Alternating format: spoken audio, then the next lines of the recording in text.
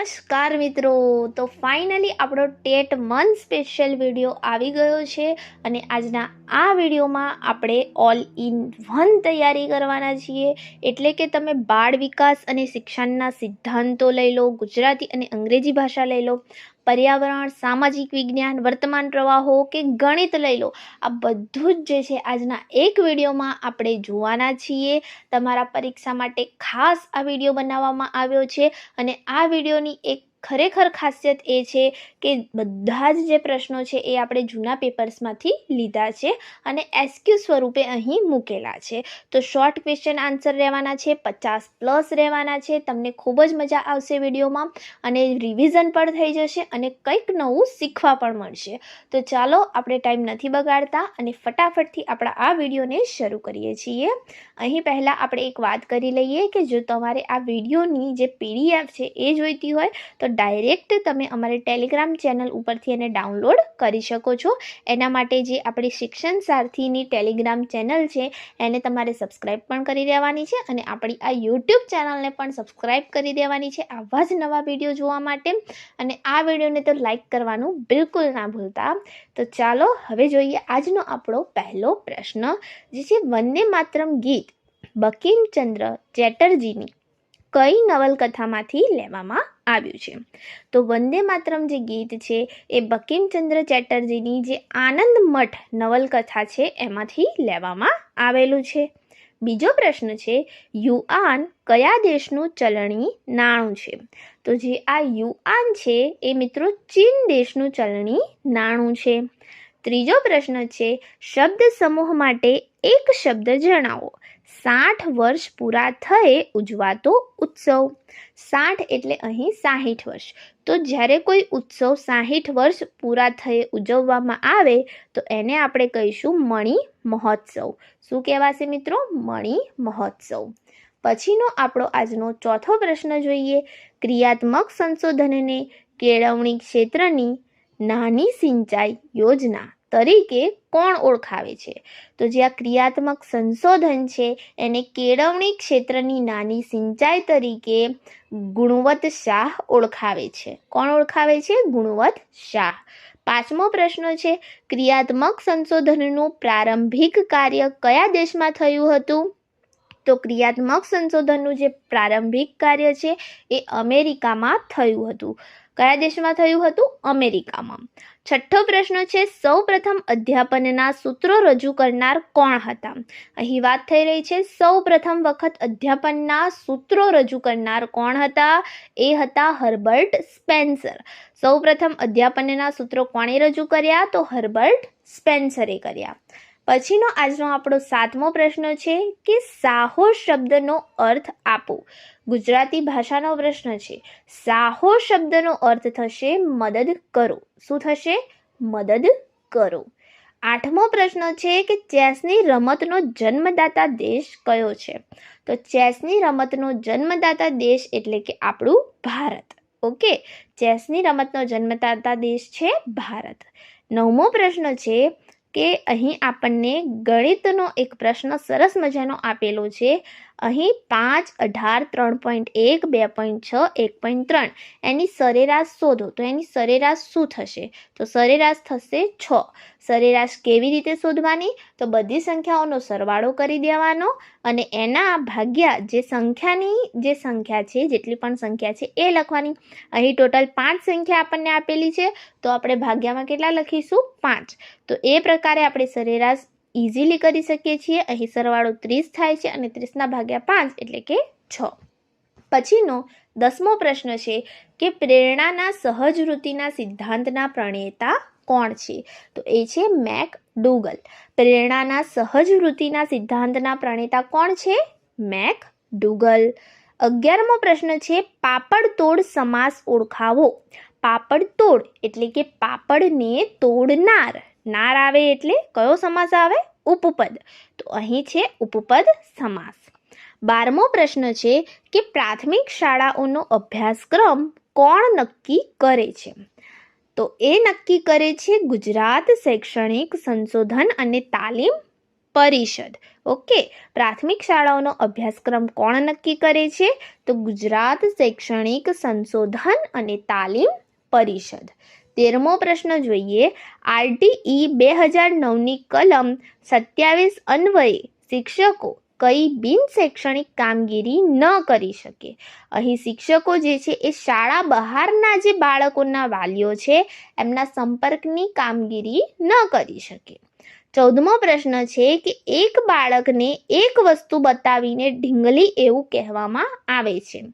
બીજી વાર બાળક તે વસ્તુ જોઈને જ ઢીંગલી એવું કહે છે. આ કઈ બાબતનું ઉદાહરણ છે? તો આ ઉદાહરણ છે શાબ્દિક સાહચર્ય અધ્યયનનું. ઓકે, કોઈ એક વસ્તુ બતાવીને ઢીંગલી એવું કીધું તો બાળકે પણ એ વસ્તુ બીજી વખત જોઈને ઢીંગલી કીધું.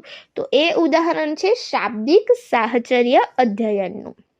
15મો પ્રશ્ન છે કે નખ શેના બનેલા હોય છે? સામાન્ય વિજ્ઞાનનો પ્રશ્ન છે કે નખ એક કેરોટીન પ્રોટીનના બનેલા હોય છે. આપણા જે વાળ છે એ પણ કેરોટીન પ્રોટીનના બનેલા હોય છે. તો નખ અને વાળ બંને કેરોટીન પ્રોટીનના બનેલા હોય છે. 16મો પ્રશ્ન છે કે એકલવ્ય મોડેલ રેસિડેન્શિયલ સ્કૂલ કયા બાળકો માટે છે? તો જે આ એકલવ્ય મોડેલ રેસિડેન્શિયલ સ્કૂલ છે એ અનુસૂચિત જે જનજાતિ છે એના બાળકો માટે છે, એટલે કે એસટીના બાળકો માટે છે. અનુસૂચિત જનજાતિના બાળકો માટે છે. 17મો પ્રશ્ન છે કે ચાર્લ્સ સ્કિનરે શિક્ષકોની તૈયારીની આધારશિલા કોને કહી છે? તો ચાર્લ્સ સ્કિનરે શિક્ષકોની તૈયારીની આધારશિલા શિક્ષણ મનોવિજ્ઞાનને કહી છે. કોને કહી છે? શિક્ષણના મનોવિજ્ઞાનને ચાર્લ્સ સ્કિનરે શિક્ષકોની તૈયારીની આધારશિલા કહી છે. 18મો પ્રશ્ન નિશિથ શબ્દનો અર્થ આપો. તો મિત્રો નિશિથ જે શબ્દ છે એનો અર્થ થશે મધ્યરાત્રિ. નિશિથ શબ્દનો અર્થ થાય મધ્યરાત્રિ. 19મો પ્રશ્ન છે તાજેતરમાં વિદ્યાર્થીઓમાં વ્યૂહાત્મક વિચારસરણીને પ્રોત્સાહન આપવા માટે કયા ભારતીય રાજ્યએ શાળા અને કોલેજના અભ્યાસક્રમમાં ચેસનો સમાવેશ કર્યો છે? તો આ ચેસનો સમાવેશ કરનાર રાજ્ય છે ગોવા. તાજેતરનો કરંટ અફેર્સનો આપણો પ્રશ્ન છે. 20મો પ્રશ્ન જોઈએ. ભારતના કયા રાજ્યને સત્તાવાર રીતે દેશનું પ્રથમ સંપૂર્ણ સાક્ષર રાજ્ય જાહેર કરવામાં આવ્યું છે? તો એ છે મિઝોરમ. ખાસ મોસ્ટ IMP આપણી પરીક્ષા માટે. ઓકે, પ્રથમ છે સંપૂર્ણ રીતે સાક્ષર રાજ્ય જે જાહેર કરવામાં આવ્યું છે તાજેતરમાં એ છે મિઝોરમ. ઓકે, હવે જોઈએ 21મો પ્રશ્ન. -3 + 5 + -2 નું સાદું રૂપ આપીએ તો શું જવાબ આવે? તો જો તમને માઇનસ પ્લસ આવડતું હોય, માઇનસ પ્લસ શું થશે? માઇનસ થશે. ઓકે, તો આવા જે નિયમો છે સામાન્ય એ આવડતા હોય તો તમે ફટાફટથી આવા સાદું રૂપ ગણી શકો છો. અહીં જવાબ આવી જશે 0. આના પછીનો 22મો પ્રશ્ન જોઈએ. અવકાશમાં જનાર સૌ પ્રથમ માનવી કોણ છે? તો એ છે યુરી ગાગરીન. અવકાશમાં જનાર સૌ પ્રથમ માનવી છે યુરી ગાગરીન અને સ્પેસ વોક કરનાર સૌ પ્રથમ માનવી છે નીલ આર્મસ્ટ્રોંગ. ઓકે, 23મો પ્રશ્ન જોઈએ. વર્તુળના વ્યાસ અને તેના પરિઘનો ગુણોત્તર કેટલો થાય છે? તો મિત્રો વર્તુળના વ્યાસ અને તેના પરિઘનો ગુણોત્તર થાય છે 1/π. 1/π એ વર્તુળના વ્યાસ અને પરિઘનો ગુણોત્તર થાય છે અને પાઈની વેલ્યુ શું છે? તો 3.14. ઓકે, અથવા તો આપણે લઈએ છીએ 22/7. ચાલો હવે જોઈએ 24મો પ્રશ્ન. ગુજરાતમાં સૌથી વધુ વૃક્ષો ધરાવતું નગર કયું છે? એ છે આપણું ગ્રીન સિટી ગાંધીનગર. 25મો પ્રશ્ન. શૈક્ષણિક અનુભવોનું સંગઠન એટલે? તો જ્યારે વાત કરીએ શૈક્ષણિક અનુભવોના સંગઠનની તો આવે અભ્યાસક્રમ. શૈક્ષણિક અનુભવોનું સંગઠન એટલે અભ્યાસક્રમ. 26મો પ્રશ્ન. નૂતન કેળવણીના પિતા તરીકે કોને ઓળખવામાં આવે છે? તો મિત્રો નૂતન કેળવણીના પિતા તરીકે રૂસોને ઓળખવામાં આવે છે. ઓકે, ખાસ યાદ રાખવાનું છે નૂતન કેળવણીના પિતા તરીકે રૂસોને ઓળખવામાં આવે છે. 27મો પ્રશ્ન છે NCERT નું વડુ મથક ક્યાં આવેલું છે? તો એ આવેલું છે નવી દિલ્હી ખાતે. NCERT નું વડુ મથક ક્યાં આવેલું છે? આવેલું છે નવી દિલ્હી ખાતે. 28મો પ્રશ્ન પ્રત્યાયનના ઘટકો પૈકી પ્રથમ ઘટક કયો છે? તો મિત્રો વાત કરીએ પ્રત્યાયનના ઘટકો પૈકી પ્રથમ ઘટકની, તો એ છે પ્રેષક. કયો છે? પ્રેષક. 29મો પ્રશ્ન છે માઇક્રો ટીચિંગની સૌ પ્રથમ વ્યાખ્યા ઈસવીસન 1968માં કોણે આપી હતી? તો એ આપી હતી એલન અને ઈવે. ઈસવીસન 1968માં માઇક્રો ટીચિંગની સૌ પ્રથમ વ્યાખ્યા આપનાર હતા એલન અને ઈવ. 30મો પ્રશ્ન છે કે પાવલોનના અભિસંધાનના પ્રયોગમાં પ્રબલન તરીકે શું છે? તો અહીં પાવલોનના અભિસંધાનના પ્રયોગમાં પ્રબલન તરીકે ખોરાક છે. શું છે પ્રબલન તરીકે? ખોરાક. 31મો પ્રશ્ન સીમાવર્તીય બુદ્ધિ ધરાવતા બાળકોનો બુદ્ધિઆંક કેટલો હોય છે? તો જે બાળકો સીમાવર્તીય બુદ્ધિ ધરાવે છે એમનો બુદ્ધિઆંક છે 70 થી લઈને 79. કેટલો છે? 70 થી લઈને 79.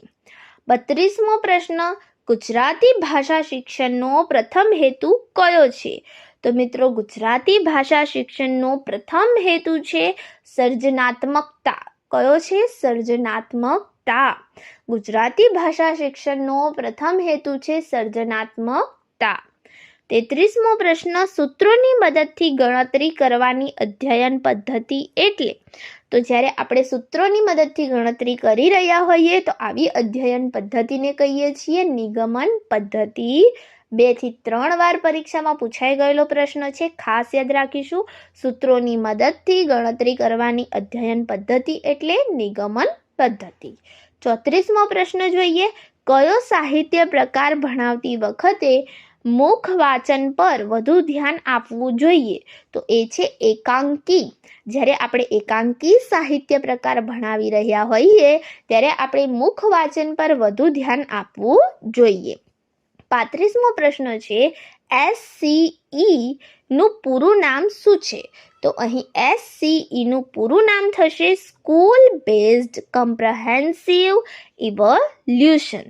ઓકે, SCE નું પૂરું નામ છે સ્કૂલ બેઝડ કોમ્પ્રિહેન્સિવ ઇવોલ્યુશન. 36મો પ્રશ્ન મિજાજ તરડાવો રૂઢિપ્રયોગનો અર્થ શું થાય છે? તો મિજાજ તરડાવો રૂઢિપ્રયોગનો અર્થ થાય છે અભિમાન થવું. શું થાય છે? અભિમાન થવું. 37મો પ્રશ્ન એક સંખ્યાના 5% 15 છે તો તે સંખ્યા કઈ હશે? તો અહીં 300 જવાબ આવે. તમે ડાયરેક્ટ x મૂકીને પણ આ દાખલો ગણી શકો અને ડાયરેક્ટ જે આપણા ઓપ્શન આપેલા હોય એના ઉપરથી પણ તમે ડાયરેક્ટ જવાબ લાવી શકો. જેમ કે આપણે અહીં 300 ગુણ્યા 5/100 કરીએ તો આપણને 300ના જે 5% છે એ મળી જાય. તો એ થાય છે 15. ઉપર નીચે તમે બંને શૂન્ય ઉડાવી દો તો 3 પંચા 15 સીધો જવાબ આવે. 38મો પ્રશ્ન જોઈએ લાવણી નૃત્ય કયા રાજ્ય સાથે સંકળાયેલ છે? તો જે આપણું આ લાવણી નૃત્ય છે એ મહારાષ્ટ્ર રાજ્ય સાથે સંકળાયેલું છે. 39મો પ્રશ્ન છે 36ના અવયવોની સંખ્યા કેટલી છે? અહીં જવાબ આવશે 9. તો કઈ રીતે? તો 36ના અવયવો છે 1 2 3 4 6 9 12 18 અને 36 પોતે. તો અહીં કુલ સંખ્યા થશે 9. એટલે 36ના અવયવોની સંખ્યા છે 9. 40મો પ્રશ્ન જોઈએ રાષ્ટ્રીય અભિલેખાગાર કયા શહેરમાં આવેલ છે? તો એ આવેલું છે દિલ્હી ખાતે. 41મો પ્રશ્ન છે વિક્રમ સંવતનો આરંભ કયા રાજાએ કર્યો હતો? તો આપણા રાજા વિક્રમાદિત્યએ વિક્રમ સંવતનો આરંભ કર્યો હતો. 45મો પ્રશ્ન છે કે ધોની વર્ગમાં સતત તોફાન કરે છે તો શિક્ષક તરીકે તમે શું કરશો? તો શિક્ષક તરીકે આપણે શું કરીશું? તોફાનનું કારણ જાણવાનો પ્રયત્ન કરીશું. જ્યારે આ પ્રકારના વર્ગ વ્યવહારના પ્રશ્ન તમને પૂછાય ત્યારે ખાસ તમારે જે સૌથી વધારે પોઝિટિવ લાગતો હોય એવો જવાબ લખવાનો રહેશે. 43મો પ્રશ્ન જોઈએ કિશોરા અવસ્થામાં વિદ્યાર્થીઓ સામાન્ય રીતે સૌથી વધારે કઈ સમસ્યાનો સામનો કરે છે?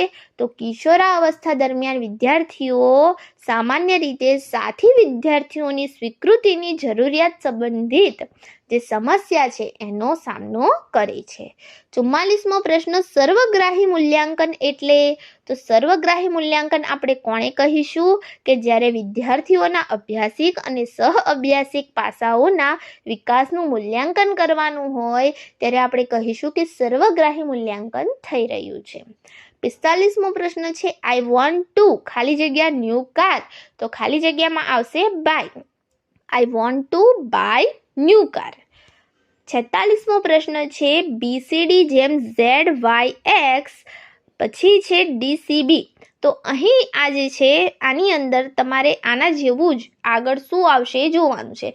ઘણી વખત જે છે આપણા જે પ્રશ્ન છે એની અંદર જ આપણો જવાબ હોતો હોય છે. તો અહીં બી બરાબર ઝેડ લીધેલો છે, સી બરાબર વાય અને ડી બરાબર એક્સ. તો ડીસીબી બરાબર શું થશે? તો આપણે ડી બરાબર અહીં એક્સ લઈશું, સી બરાબર વાય અને બી બરાબર ઝેડ. તો આપણો જવાબ આવશે એક્સ વાય ઝેડ. 47મો પ્રશ્ન છે, ખાલી જગ્યા બે of Bengal lies in the Indian ocean. તો અહીં આર્ટિકલ મૂકવાનો છે જે આવશે ધ, કારણ કે જે બે ઓફ બેંગલ છે એ એક જ છે. તો આપણે અહીં લખીએ ધ બે of Bengal lies in the Indian ocean. પછીનો 48મો પ્રશ્ન છે, મહાત્મા મંદિર કયા શહેરમાં આવેલું છે? તો મહાત્મા મંદિર આવેલું છે ગાંધીનગર શહેરમાં. 49મો પ્રશ્ન છે, આરટીઈનું પૂરું નામ શું છે? આરટીઈનું પૂરું નામ છે રાઇટ ટુ એજ્યુકેશન. ઓકે, શું છે? Right to education. 50મો પ્રશ્ન છે, શિક્ષક દિન કઈ તારીખે ઉજવાય છે? તો 5 સપ્ટેમ્બરના રોજ આપણે શિક્ષક દિન ઉજવીએ છીએ. 51મો પ્રશ્ન છે, ગુજરાતના હાલના રાજ્યપાલ કોણ છે? તો ગુજરાતના હાલના જે રાજ્યપાલ છે કરંટના એ છે આચાર્ય દેવવ્રત. કોણ છે? આચાર્ય દેવવ્રત. 52મો પ્રશ્ન છે, વૃક્ષનું આયુષ્ય કેવી રીતે જાણી શકાય છે? તો તેના જે ત્રાસા છેદમાં રહેલા ચક્રો છે એ ચક્રો ગણીને તમે વૃક્ષનું આયુષ્ય જાણી શકો છો. 53મો પ્રશ્ન છે, ડૂક મારવી જે શબ્દ છે એ કઈ રમત સાથે જોડાયેલો છે? તો આ શબ્દ જોડાયેલો છે ખોખોની રમત સાથે. તો મિત્રો અહીં આપણા જે 50+ આજના આપણા એસક્યુ હતા એ બધા જ પૂર્ણ થાય છે. હું આશા રાખું છું કે આ વિડીયો તમને પરીક્ષામાં ખૂબ જ મદદરૂપ થઈ રહે. જો વિડીયો ગમ્યો હોય તો પ્લીઝ આ વિડીયોને લાઇક કરો, તમારા મિત્રો સાથે જરૂરથી શેર કરજો. પીડીએફ જોઈતી હોય તો ડાયરેક્ટ ટેલિગ્રામ ચેનલ ઉપર આવી જાઓ, ત્યાં તમને પીડીએફ મળી જશે. તો પ્લીઝ પ્લીઝ પ્લીઝ અમારા વિડીયોને લાઇક કરો, તમારા મિત્રો સાથે શેર કરો અને અમારી આ ચેનલને સબસ્ક્રાઈબ કરવાનું ના ભૂલશો. Thank you friends. Keep watching, keep learning.